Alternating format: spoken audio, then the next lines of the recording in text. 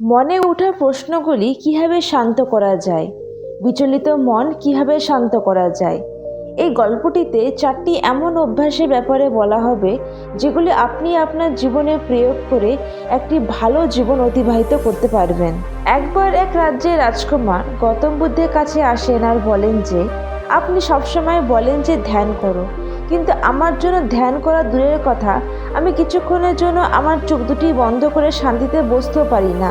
আমার মন সবসময় বিচলিত থাকে, সবসময় কিছু না কিছু ভাবতে থাকে। আমি যখনই ধ্যান করতে বসি, আমার মনে নানা ধরনের বিচার জাগ্রত হয়। ধ্যান করার সময় এবং অন্যান্য সময়ে আমার মনে অতীতের কোনো ঘটনা, ভবিষ্যৎ নিয়ে চিন্তা, সেই নানা ধরনের দুশ্চিন্তা আমার মনে আসতে থাকে।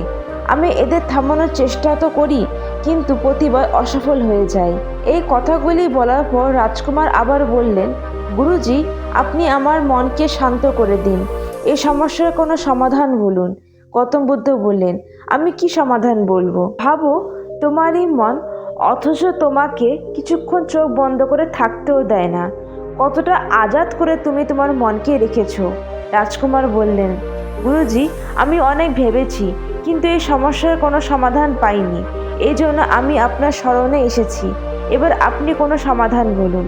গৌতম বুদ্ধ কিছুক্ষণ রাজকুমারের দিকে ধ্যান দিয়ে দেখলেন আর বললেন যে, তুমি এই 4টি অভ্যাস যদি ছেড়ে দাও, তাহলে তোমার মন শান্ত হয়ে যাবে, আর যে কোনো কাজ তখন তুমি মন দিয়ে করতে পারবে।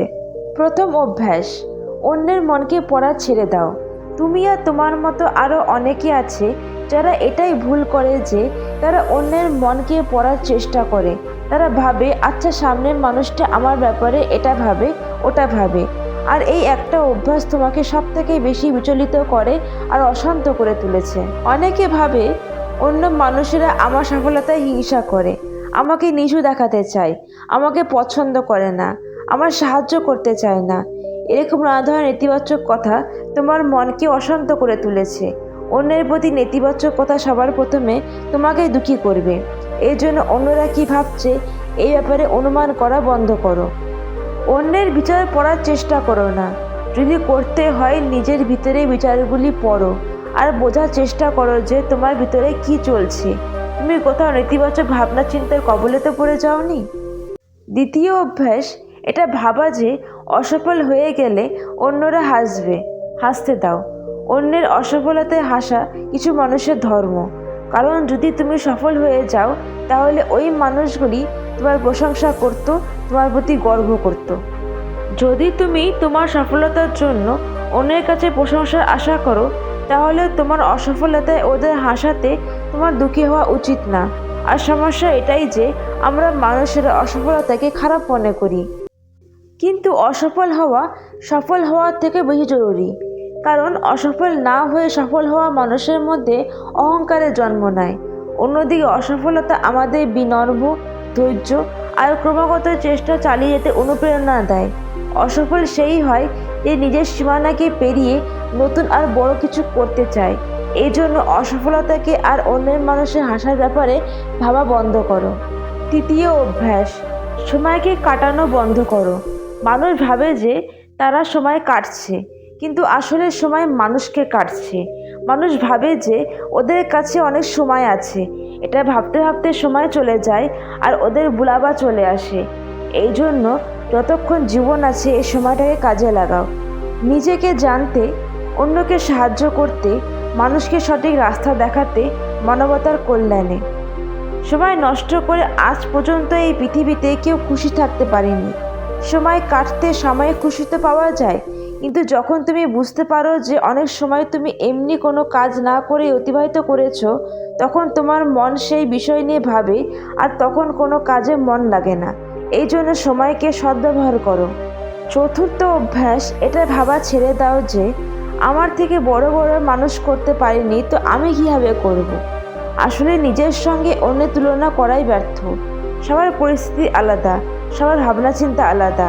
আর তাতে কি হয়েছে যে অন্যরা করতে পারেনি, হতে পারে তুমি করে দেখাতে পারো। কারণ অনেক সময় ইতিহাস সেই লিখে যার কাছে বেশি কিছু আশা করা যায় না। এমনও তো হতে পারে সেই কাজ করার জন্য যে পরিশ্রম সে করেনি, শুধু নাটক করেছে, আর তুমি সঠিক পরিশ্রম করে কাজটি করে ফেলতে পারো। এই জন্য অন্যের অসফলতা দেখে এটা ভাবা বন্ধ করো যে তুমি করতে পারবে না। তুমি শুধু নিজের সর্বশ্রেষ্ঠ চেষ্টা করো আর বাকিটা সময় হাতে ছেড়ে দাও। গৌতম বুদ্ধ বললেন, যদি তুমি এই 4টি অভ্যাস ছেড়ে দাও তাহলে তোমার মন শান্ত হয়ে যাবে, আর তখন তুমি তোমার মন যেখানে চাও লাগাতে পারো। এই কথাগুলি বলে গৌতম বুদ্ধ চুপ হয়ে গেলেন, আর রাজকুমার বুঝে গেলেন যে তাকে কি করতে হবে। রাজকুমার মনে মনে এই 4টি অভ্যাস ছাড়া নির্ণয় নিলেন, আর গৌতম বুদ্ধকে ধন্যবাদ বলে সেখান থেকে চলে গেলেন। বন্ধুরা, এই গল্পটি থেকে আমরা এটাই শিক্ষা পেলাম যে বাইরের জগতে অর্থাৎ অন্য মানুষ কি বলছে, কি করছে, কি ভাবছে, এইসব না ভেবে যদি সেই সময়টা নিজেকে আরও উন্নত করতে দেওয়া হয় তাহলে তুমি সফলতা অবশ্যই পাবে, আর এই সফলতা তোমার মনে শান্ত পরিবেশ সৃষ্টি করে দেবে। বন্ধুরা, ভিডিওটি ভালো লাগলে চ্যানেলটিকে অবশ্যই সাবস্ক্রাইব করো, লাইক আর শেয়ার করতে ভুলো না। ভিডিওটিকে শেষ পর্যন্ত দেখার জন্য অনেক অনেক ধন্যবাদ।